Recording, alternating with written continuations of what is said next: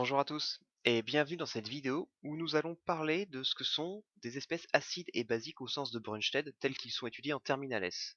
Nous verrons ensuite ce que c'est qu'une réaction acido-basique faisant intervenir ces deux espèces et enfin les propriétés de ces espèces acides et basiques ainsi que leur lien avec le pH.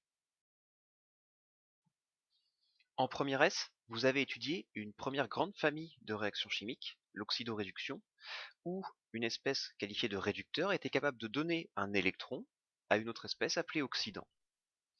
Ce qu'on va voir avec les acides et les bases va vous rappeler cela, puisque à l'inverse de l'oxydoréduction où on avait affaire à des échanges d'électrons entre espèces chimiques, nous avons ici affaire à l'échange de protons, protons qui chimiquement peuvent être symbolisés par H+, c'est-à-dire un atome d'hydrogène, un proton, un électron, qui a perdu l'électron en question, d'où H+. Les réactions acido-basiques consistent à un échange de protons entre deux espèces chimiques. L'espèce qui est capable de donner le proton H+, est qualifiée de acide, et l'espèce qui est capable d'accueillir ce proton H+, est appelée une base.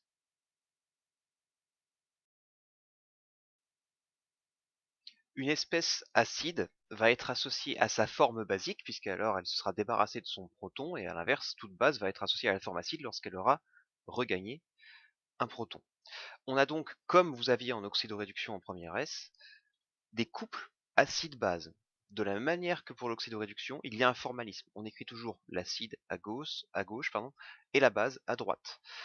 Dans la suite de la vidéo, ces acides et ces bases seront notés de manière générale AH, A-. L'acide capable de donner le proton AH, A-, la même molécule ayant perdu le proton H+. Pour tout couple acide-base, il est possible d'écrire une demi-équation acido-basique, qui n'est pas quelque chose qui peut avoir lieu seul chimiquement dans un milieu, mais qui représente le passage de la forme acide du couple à gauche à la forme basique, puisque l'acide se sépare du proton H+. Vous retrouvez donc un formalisme qui est très semblable à ce que vous aviez vu sur l'oxydoréduction, des couples acide-base, et l'écriture pour chaque couple de demi-équations acido-basiques cette fois.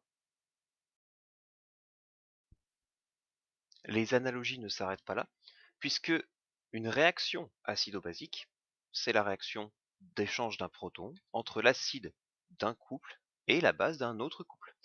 Si on veut voir comment écrire une équation de réaction acido-basique de manière formelle, on s'y prend d'une manière relativement similaire à ce que vous faisiez pour l'oxydoréduction.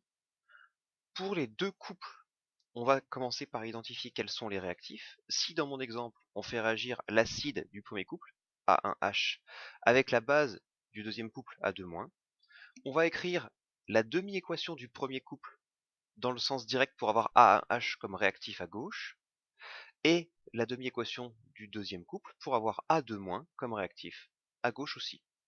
On a donc les protons qui sont échangés de part et d'autre du signe égal, ce qui veut dire que lorsqu'on fait la somme des deux demi-équations, les protons disparaissent, représentant ce qui se passe dans le milieu chimique, puisque les protons ne vont jamais rester tout seuls comme cela en plein milieu de la solution, ils sont captés par l'une ou l'autre espèce. Il peut y avoir deux types d'équations selon les espèces auxquelles on a affaire. Dans un premier exemple, on va considérer les réactions que vous avez toujours étudiées jusqu'ici, des réactions qui sont totales. Je vais prendre l'exemple de la réaction de l'acide sulfurique avec l'eau, H2SO4. J'en profite pour indiquer que même si la plupart du temps les équations acido-basiques sont simples à écrire puisqu'il y a échange d'un seul proton de part et d'autre, certaines espèces comme l'acide sulfurique H2SO4 peuvent échanger jusqu'à deux protons. Dans ce cas-là, forcément, le deuxième couple, qui était ici composé de l'eau et de l'ion oxonium H3O+, le deuxième couple, on prend sa demi-équation deux fois pour faire intervenir 2H+, et obtenir une équation équilibrée. Cette réaction est totale, c'est-à-dire que tous les réactifs sont consommés jusqu'à ce qu'il n'y ait le réactif limitant ait complètement disparu. Dans ce cas-là, on représente l'équation avec une flèche simple vers la droite comme vous l'avez toujours fait. Mais, surtout dans les réactions acido-basiques, il existe de nombreuses réactions qui ne sont pas représentées avec une flèche simple, mais une double flèche. C'est le cas des réactions qui sont régies par un équilibre chimique, comme dans l'exemple ici entre l'acide éthanoïque et l'ammoniac. Ce que cela veut dire, c'est que ce système chimique-là ne va jamais évoluer, vers une réaction complète. Il n'y aura pas de réactif limitant à proprement parler, puisque aucun des deux réactifs ne sera complètement consommé. Il y aura un équilibre avec une coexistence des 4 espèces que fait intervenir l'équation. Pour savoir si on a affaire à une réaction totale ou une réaction régie par un équilibre chimique, il faut savoir à quelles espèces on a affaire, à savoir est-ce que ce sont des acides et des bases considérés comme forts ou comme faibles. Pour savoir si on a affaire à des espèces acido-basiques fortes ou faibles, il faut commencer par s'intéresser à l'eau qui a une particularité assez intéressante, c'est qu'il s'agit d'un ampholyte, ou d'une espèce amphotère, amphotère étant l'adjectif dérivant du mot ampholyte. Ce que ça veut dire, c'est que l'eau peut se comporter à la fois comme un acide et comme une base. Elle peut être la base dans ce couple H3O plus H2O, ou l'acide dans ce couple H2O HO-. Ça veut dire qu'elle est susceptible de réagir avec absolument toutes les espèces acido-basiques, et toutes les espèces acido-basiques en solution aqueuse réagissent avec l'eau. C'est avec ce critère-là qu'on va pouvoir définir si on a affaire à un acide ou à une base faible ou forte.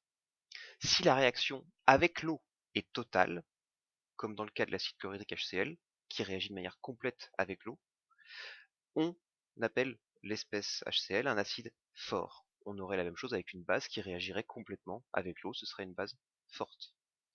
A l'inverse, si une espèce chimique acido-basique intervient avec l'eau dans une réaction qui est régie par un équilibre, comme par exemple l'ammoniac ici, qui fait un équilibre avec l'ion ammonium et l'ion hydroxyde de l'autre côté de la flèche, dans ce cas-là, si l'espèce acide ou basique fait un équilibre chimique dans sa réaction avec l'eau, on dit qu'on a affaire à une espèce acide ou basique faible.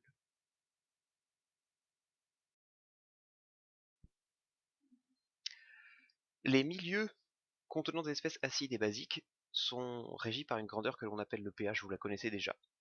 Pour nous, en terminale S, dans le sens où on travaillera toujours dans l'eau, le pH peut aller de 0 à 14, ça vous le savez du collège.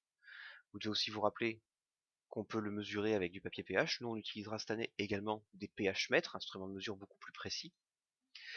Et enfin, vous devez vous rappeler un petit peu que pour un pH d'environ 7, on qualifie la solution de neutre, c'est-à-dire aucun caractère acide ou basique, mais dès qu'on s'éloigne du 7, si on va vers la gauche, vers les plus petites valeurs de pH, on est dans le domaine des acides, des solutions acides, et vers 14 dans le domaine des solutions basiques. Enfin, certains se rappelleront peut-être que l'espèce chimique qui donne son caractère acide à une solution aqueuse, c'est l'ion oxonium H3O+. L'espèce chimique qui donne son caractère basique à une solution aqueuse, c'est l'ion hydroxyde HO-. Si vous vous rappelez de ce que j'ai expliqué il y a une minute, vous devez vous rappeler que H3O+, et HO-, ce sont en fait d'autres formes de l'eau.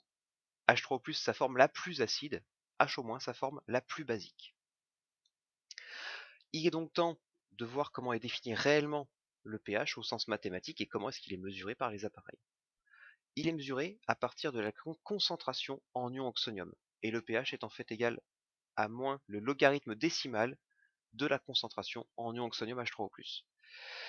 Pourquoi le logarithme décimal? Eh bien, afin d'avoir sur un ensemble de valeurs facilement exploitables, de 0 à 14, des écarts de concentration qui peuvent être dantesques, puisque, rappelez-vous, le logarithme décimal permet d'avoir une variation de 1 unité quand on multiplie par 10 la concentration. En pratique, dans l'eau a lieu en permanence l'équilibre chimique que je viens d'écrire, à savoir que deux molécules d'eau peuvent donner un ion oxonium, un ion hydroxyde. Cet équilibre a lieu en permanence et s'appelle l'équilibre d'autoprotolyse de l'eau.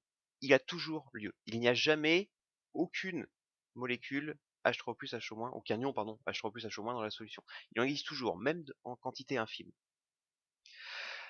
L'équilibre, il indique que une espèce peut se retrouver en plus grande quantité par rapport aux autres. Dans ce cas-là, sa présence en grande quantité va faire varier les quantités des autres espèces. Tout équilibre est régi par une constante. Et pour l'équilibre d'autoprotolyse de l'eau, cette constante, on la note KE. Elle vaut 10 puissance moins 14 à peu près à 25 degrés et est égale au produit des concentrations en ion oxonium et en ion hydroxyde. On appelle cette constante le KE, le produit ionique de l'eau.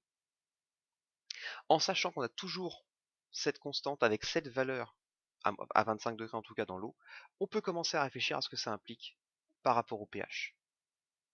Si on regarde la formule du pH, il est défini juste par rapport à la concentration en ion oxonium, H3O+. Pour un pH neutre, pour une solution neutre, cela implique une solution neutre qu'on n'a ni un caractère acide ni un caractère basique. Cela veut dire quoi? Cela veut dire H3O+ et HO- présents en quantité égale. Et donc, s'ils sont présents en quantité égale, pour que le produit des deux concentrations fasse 10 puissance moins 14, cela veut dire que chaque espèce chimique est présente à 10 puissance moins 7 mol par litre. Les deux espèces à 10 puissance moins 7 mol par litre. Si on se réfère à la définition du pH, moins log de 10 puissance moins 7, on arrive bien à un pH de 7 pour une solution neutre. Si, par contre, par rapport à cette base donc de 10 puissance moins 7 mol par litre pour les deux espèces, hydroxyde et oxonium, on considère qu'on a une concentration d'ion oxonium plus importante. Cela implique, puisque c'est un équilibre et que la valeur de la constante ne peut pas changer, que la concentration en ion hydroxyde, elle, est moins importante. Partant de là, vu que le pH défini comme moins log de la concentration en H3O+, si la concentration en H3O+, augmente, le pH diminue, et on va bien vers les valeurs plus basses de pH. On est dans le domaine des acides. Raisonnement inverse, si c'est l'ion hydroxyde qui est présent en plus grande quantité que 10 puissance moins 7 mol par litre, l'ion oxonium est présent à plus petite concentration. Plus petite concentration, vu qu'il y a un moins dans la formule du log, cela veut dire qu'on atteint des valeurs de pH qui sont plus importantes. On est dans le domaine basique. Cela, il va falloir le retenir parce que ça nous permet de raisonner sur qui est présent dans quel milieu. À titre indicatif, pour connecter pH, le pH et le KE, le produit unique de l'eau, on introduit ce qu'on appelle le pKe qui va être défini comme moins le log du KE, ce qui permet d'avoir une valeur à faire figurer sur les échelles logarithmiques. À titre indicatif, du coup, le KE est bien sûr égal à 10 puissance moins pKe. Dans le cas d'un acide ou d'une base forte, la relation entre les concentrations en espèces introduites, acide ou base, et le pH est extrêmement directe. En effet, le pH, c'est égal à moins log de la concentration en ion oxonium. Or, pour un acide ou une base forte, sa réaction avec l'eau est totale. Si je prends l'exemple du chlorure d'hydrogène HCl, quand on le met dans l'eau, il réagit totalement avec l'eau pour donner Cl- H3O+. Comme c'est forcément lui qui a le réactif limitant, H2O étant le solvant, la concentration en soluté apportée HCl est égale à la concentration effective en solution en ion H3O+, qu'on va retrouver après que la réaction ait eu lieu. Ça veut dire que pour un acide fort, c'est le cas le plus simple, le pH est égal à moins log de la concentration en soluté apportée en acide fort. Lien direct, on peut prévoir le pH d'une solution qu'on prépare par dissolution d'un acide fort. Pour une base, c'est un peu plus compliqué puisqu'il faut faire réintervenir le KE qui donne l'équilibre entre la concentration en ion oxonium et la concentration en ion hydroxyde qui seront le produit d'une réaction de dissolution d'une base forte. Mais pour une base forte, c'est pas beaucoup plus compliqué. Le pH est égal au pKe, donc qui dérive du produit ionique le KE, plus le log de la concentration en soluté apportée en base forte. Pour des acides et des bases faibles, en revanche, c'est un petit peu plus compliqué puisqu'on a un équilibre chimique qui intervient. Et donc, comme on a un équilibre chimique qui intervient, du type de celui que je représente ici, AH-, il va falloir s'intéresser à la constante qui régit cet équilibre chimique. Tout équilibre chimique est régi par une constante. Toutefois, vous, en terminale S, vous n'avez à vous occuper que des équilibres pour les espèces acido-basiques. Cette constante d'équilibre, on va la noter Ka pour constante d'acidité. Elle va être définie, et comme toute constante d'équilibre, mais encore une fois, ça dépasse votre programme, elle est définie comme le rapport entre les concentrations des produits sur les concentrations des réactifs dans le cas où on considère la réaction avec l'eau. Ça veut dire qu'en fait, c'est le rapport entre le produit de la concentration en ion oxonium et de la concentration en base à moins à l'équilibre, quand l'équilibre chimique est atteint, c'est-à-dire que le système chimique n'évolue plus, sur la concentration à l'équilibre en acide. Cette constante d'acidité, comme toutes les constantes d'équilibre, ne dépend que de la température. Ça veut dire qu'une fois que la température est fixée, vous êtes capable, connaissant la concentration en ion oxonium H3+, et donc le pH, de déterminer les quantités les concentrations en base et en acide présentes dans le milieu. Pour des raisons pratiques et pour établir des relations avec le pH, comme on avait fait avec le KE, on définit pour le Ka ce qu'on appelle le pKa, moins log du Ka, pour avoir une grandeur qui peut rentrer sur les échelles logarithmiques avec le pH. Et bien sûr, le Ka est donc égal à 10 puissance moins le pKa. Comme je vous le disais précédemment, on va pouvoir, à partir du Ka, déterminer, une fois qu'on connaît le pH, quelles espèces sont présentes dans le milieu. Pour rappel, donc pH, une échelle de 0 à 14. Si on considère le cas où les deux espèces A- et AH, donc la base et l'acide du couple, sont présentes en même quantité. Le K est donc égal à uniquement la concentration en H3O+ à l'équilibre. D'après la définition du pKa moins log du Ka, on retrouve donc en fait le pH. Ça veut dire que quand on se place à un pH qui est égal au pKa du couple acide-base, on aura dans ce cas-là les concentrations en acide et en base qui seront rigoureusement égales une fois le système à l'équilibre. Ensuite, c'est pas très compliqué de comprendre comment ça marche. Si on se trouve pour une valeur de pH qui est plus basse que le pKa, ça veut dire que c'est la forme acide qui prédomine, c'est-à-dire qui est présente en plus grande quantité que la forme basique. A l'inverse, si on se trouve pour une valeur de pH qui est au-dessus du pKa, c'est la forme basique qui prédomine. Cet outil s'appelle un diagramme de prédominance, et il peut être utilisé comme justification pour indiquer quelle espèce se trouve majoritairement dans le milieu entre les deux formes d'un même couple acido-basique. Vous avez pour cela uniquement besoin de connaître le pH du milieu. Si vous êtes en train de manipuler, il suffit dans ce cas simplement de le mesurer. Dans un sujet décrit, vous aurez moyen de le déterminer, sans doute à l'aide de la concentration en ion oxydé. Voilà, c'est tout pour aujourd'hui, merci de votre attention, et à bientôt.